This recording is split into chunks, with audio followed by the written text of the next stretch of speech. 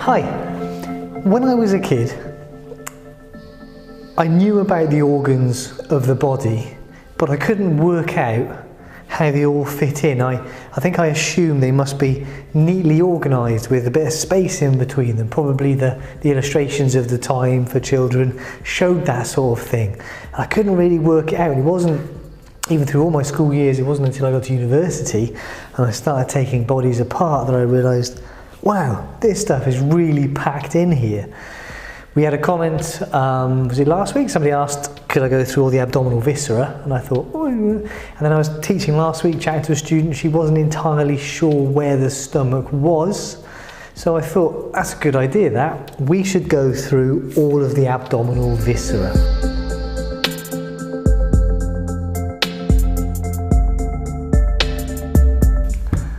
So yeah, I've had an interest in anatomy for a very long time, and it hasn't really disappeared. I think the stage I'm at now is the more I know, the more I realise I don't know, and the more I try to hold in my head, the harder it is for me to hold everything in my head. If that makes any sense at all. I think it's the same as anything. As you become an expert, you realise you don't know that very much at all. Anyway, right. So what is the abdomen? And then what we'll do is we're going to take all these parts away from the model. So as we go, we'll point things out. As we remove things, we'll try to see and pay attention to what lies posterior to that organ or nearby, so we've got an idea of where things are relative to one another. Also, remember that whenever we're talking about the body, whenever we use left or right, we're talking about the body's left and the body's right. Okay, not our view, but the body's left, the body's right. And we'll work our way back to the posterior abdominal wall and see what we see. So then the abdomen is the region of the trunk between the thorax and the pelvis, is your typical textbook description, which sounds nice and tidy. Now at the superior end it is nice and tidy. What we're seeing here is the diaphragm. So the diaphragm does cleanly separate the abdomen from the thorax. So the diaphragm's got kind of this curvy shape to it. So it's a three-dimensional thing here. It's curving over the liver here. But the diaphragm is a muscular sheet that separates the thorax from the abdomen. Now, inferiorly, it's a little bit harder because the pelvis, well, here's the pelvis, and the pelvis has these bony parts. So much of the pelvic viscera is down here. This is pelvis, but the abdomen also extends all the way down here. So really, what's happening is that the contents of the abdomen are covered in a layer of peritoneum, like a thin sheet. So it's almost like all of these contents here, like it's all in a bag. And where that bag sinks down into the pelvis, the abdominal contents are sat on top of the pelvic contents, the pelvic viscera, and it's the peritoneum then that's really separating the pelvis, the pelvic viscera from the abdominal viscera. So then that distinction between abdomen and pelvis is a little bit softer down here. And of course, when women get pregnant and the uterus becomes enlarged, or even when your bladder fills with urine and that becomes enlarged, those push from the pelvis up into the abdomen. So there's a bit of interplay between the abdomen and the pelvis. Okay, what can we see? So we see some organs up here. The biggest organ is the liver. It is a very big organ. It's on the right side of the abdomen, but it's extending across the midline to the left side. So it's a very large organ, and it's just underneath the diaphragm. So as the diaphragm moves up and down as well, the liver will move up and down with it. So there's an interplay between the thorax and the abdomen there.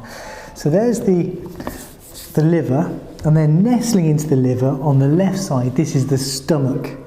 So the stomach, as you can see, is pushed up into the liver. You know, if I take that out of the way, so I don't knock it off.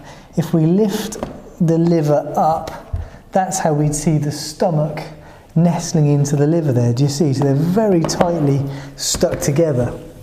Diaphragm, diaphragm. And of course, the esophagus passes down through the diaphragm, and if I pop this out, there's the esophagus there, so it dives through the diaphragm, there's a hole in the diaphragm. Now if I put the liver back, this here, so if we if we take away the skin, we take away the muscles of the anterior abdominal wall, and we take away the peritoneum lining, the parietal peritoneum lining the abdominal cavity, we see this here, and this is the greater omentum. This gets called the policeman of the gut. And what it does is it's a connective tissue sheet that's hanging down from the greater curvature of the stomach, and it's covering all of these organs down here. And it's layers of peritoneum, it's got fat in it, it's got blood vessels. Its job seems to be is that if there is some inflammation in the bowel down here, it will adhere to that inflammation and help prevent it spreading too far. If we take the greater omentum off, now we can see the GI tract. The GI tract, or the gastrointestinal tract, is the bulk of the viscera that we find within the abdominal cavity. It's a long continuous tube from the esophagus and stomach through the small intestine and the large intestine all the way through to the rectum and the anal canal. The rectum is in the pelvis and the anal canal is in the perineum. Now what we see is we can see a little bit of large bowel here. This is the ascending colon. And we see a little bit of large bowel here. This is the transverse colon, and then we see a little bit of large bowel around there, the descending colon. So this is large colon or large bowel. This then is the small intestine or the small bowel. If we remove, you can see how the liver and the stomach are all superior, and this stuff is squashed up against it. If I remove the liver, here's the stomach. Now the stomach is continuous with all of this. We often see in models and textbooks that the transverse colon runs across here, and it looks like a picture frame around the small bowel. In you, if you're sat up, your transverse colon is probably drooping down a little bit like that. So if you're looking at abdominal x-rays, the transverse colon probably isn't going to do this. It's probably going to be looping it down here because it's actually got a mesentery. So the mesentery is a double fold of peritoneum so that's how the blood vessels and nerves and lymphatics get to and from the bowel. And because the transverse colon's got a mesentery, it means it can move around. The ascending colon and the descending colon are fixed in place to the posterior abdominal wall, so they don't move around. The small bowel also has a mesentery, so it is fairly mobile.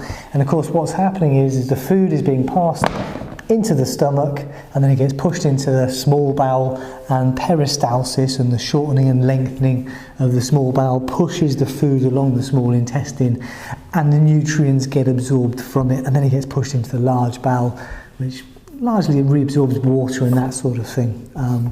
So it's helpful if it moves around. Right, okay, so stomach.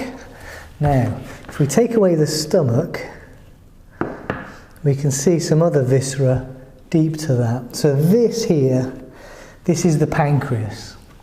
So the pancreas is doing two things. It's making hormones that it secretes into the blood to steady blood glucose levels, and it's making an exocrine secretion, a pancreatic juice that it's going to secrete into, if I take away the transverse colon, the duodenum here. So the duodenum is the first part of the small intestine, and it's forming a C shape. It's curling around the pancreas here.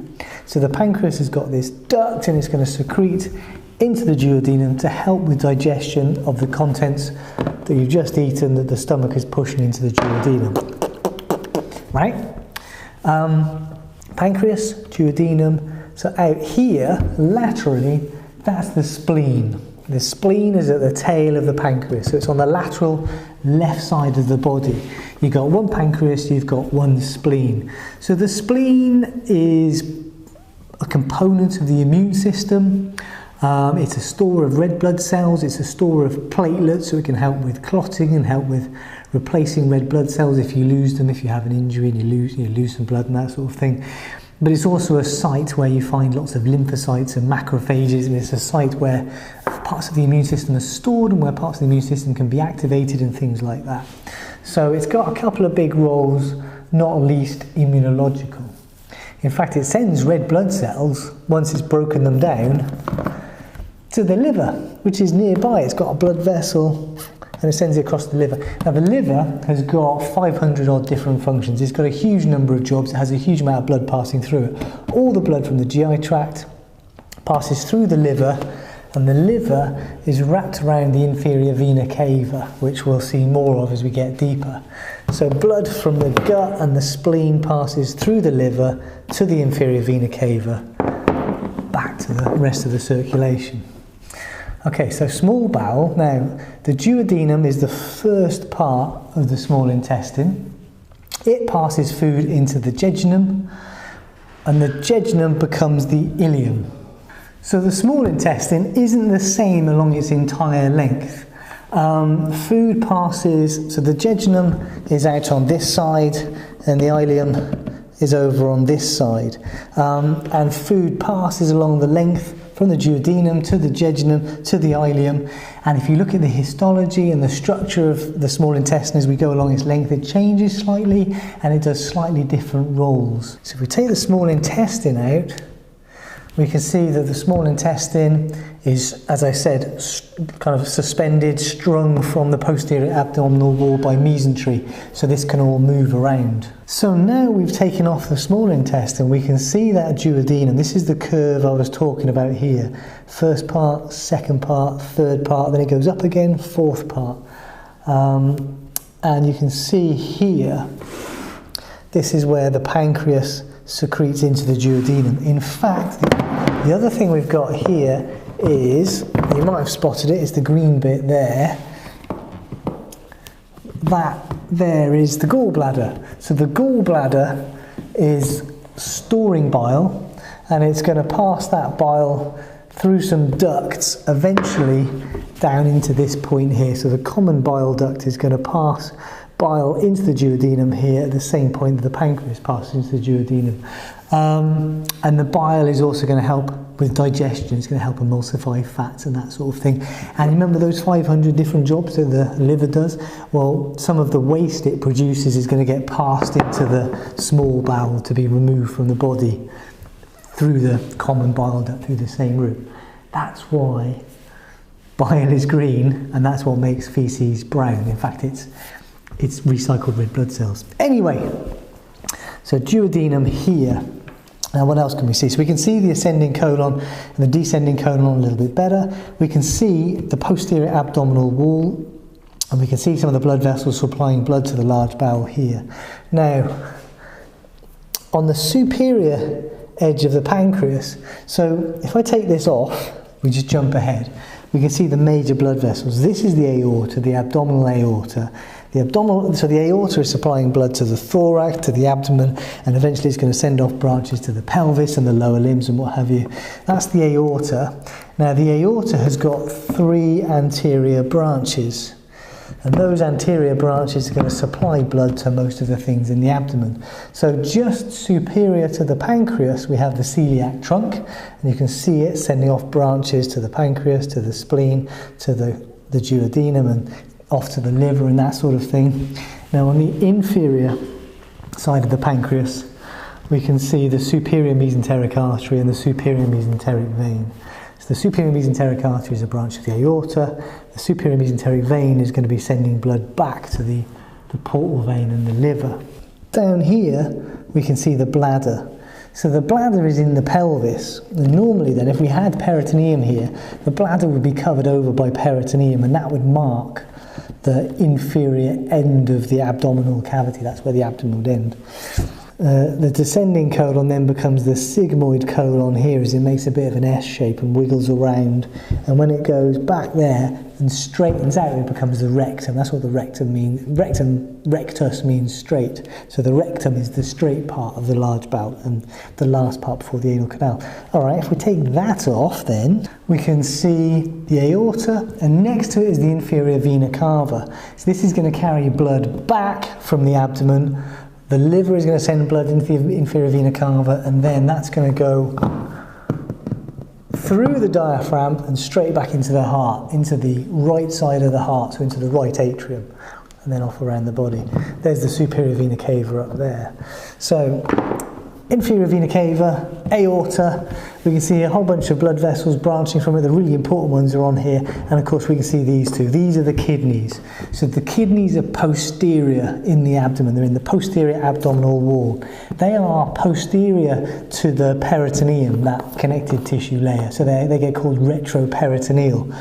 So the kidneys are receiving a huge amount of blood. So they've got some big blood vessels. You can see the veins here because the renal veins are anterior. The left renal vein has to run quite a long way, and it's running anterior to the aorta, but the renal arteries are posterior to those, and they're going to be large as well. So large blood vessels supplying small organs mean that these organs are doing something with the blood, and they're processing the blood. Of course, what they're doing is largely managing the amount of fluid inside the body.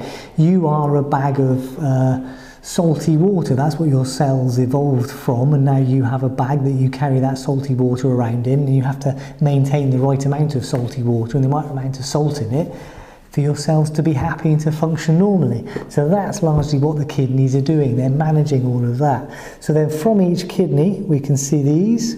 So these are the ureters, and the ureters then are going to pass urine from the kidney down to the bladder. And they're on the posterior abdominal wall, overlying these muscles here. So you can see a number of muscles making up the posterior abdominal wall. Now on the superior pole of each kidney, we have a suprarenal gland or an adrenal gland. Now the adrenal glands make adrenaline, adrenaline and noradrenaline. Obviously that's involved in the fight or flight response, in the adrenaline rush, in the activation of the sympathetic nervous system, so you can fight or fly away, run away. And they also make a whole bunch of steroid hormones, glucocorticoids, mineralocorticoids, that sort of thing, which manage, manage homeostasis, manage metabolism and that sort of thing. So again, related to the gut and energy and food and that sort of thing. So suprarenal glands. We've still got the spleen out here. So can you see how the spleen is typically, it's a little bit posterior, but it's lateral. And can you see how it's nestling up into the diaphragm? Whereas the kidneys are a little bit more inferior. And the left kidney, do you see it's a little bit higher than the right kidney? And that's because of the liver. So the liver is so big, it's actually pushing the right kidney, so it's a little bit lower in the abdomen. So if you were to look at a transverse section across here, you might see just one kidney on one side, and the spleen, and all these other bits, but you might miss the other kidney. You go a bit lower, you'll get a section through both kidneys. You'll see them both on CT or MR. You can see the diaphragm then arching back there. These thick muscles here, these are the psoas muscles, the psoas major, and it's got a little psoas minor lying on the top of it. This is iliacus, and these two muscles will join, insert into the femur and give hip flexion, so they'll lift your knee towards your chest. These muscles here, these are quadratus lumborum, and they're running kind of in that direction from the vertebral column to the pelvis, which will give you a little bit of lateral flexion of your trunk, right? These arteries here, these we were talking about last week, these are the testicular arteries running from the aorta in the abdomen all the way down to the scrotum, because the testes started to form up here and then they descended in the embryo and the fetus, and they trailed their blood vessels behind, and you can see the testicular veins draining back. The left one goes to the left renal vein, and the right one goes directly into the inferior vena cava. So the aorta ends when it divides into left and right common iliac arteries. That's what we're seeing here. The left and right common iliac arteries then divide again into an external iliac artery, which is going to run down to the lower limb, run down to the thigh and the leg, and then an internal iliac artery, which is going to go down into the pelvis and supply blood to the viscera of the pelvis, and also to the external genitalia and that sort of thing. So if I take the stomach off, there's the pancreas, and if I take the pancreas off, there's the kidney. So that's the sort of layering that we're dealing with. Can you see the adrenal glands there? Just popping up. Now the aorta You can't see it because it's just running through a gap in the diaphragm there, but the inferior vena cava has just been cut because we've removed the liver. And that's it. I can't take anything else off. If I was to take more off, we'd be at the muscles, then I'd take the muscles off and we'd be out the other side. That's what you find inside the abdominal cavity if you take things out bit by bit. Well, I enjoyed that, so thank you for that suggestion. It did remind me of what it was like when I was a kid, trying to work out how all this stuff was packed in and where it all was exactly. Now I do kind of take it for granted. But there you go. Okay, see you guys next week.